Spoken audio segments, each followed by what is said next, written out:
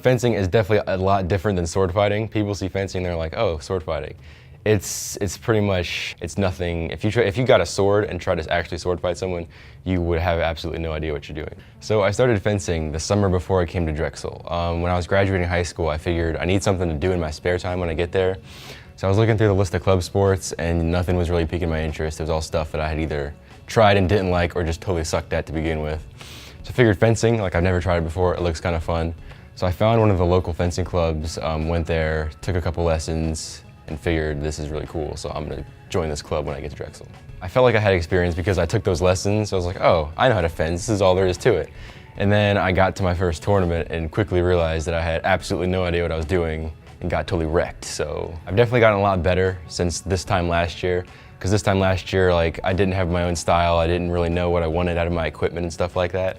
There's 3 different weapons. There's foil, epee, and saber. An epee, which is what I do, it's a point weapon, so you hit with the tip anywhere on the body, and if 2 people hit each other at the same time, then they both get a point. So it's definitely the simplest of all 3 of them. So we practice twice a week, Tuesdays and Thursdays from 8:30 to 10:30. Tuesdays are mostly with a coach. So our coach comes, we do footwork drills, we do like hand-eye coordination exercises and things like that. And then for the latter, like half, like 45 minutes to an hour, we free fence, which fence other people in the club.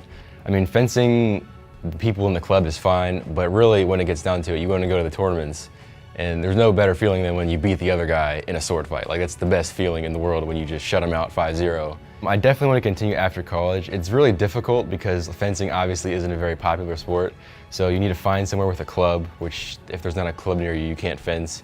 But as far as like a lifelong hobby, if you continue with it, it's definitely worth it. If you're just doing it for a short time, I'd go with something cheaper. That being said, it's really fun. It's a lot easier than people think it is. A lot of people are intimidated. They're like, that's nothing like I've ever seen before. I don't know how I would do that. Within a month or 2, once you learn the basics and you start working, like, you know how to fence. So I would encourage anybody who's like even remotely interested in it to just take a class, see if you like it, because it's really fun.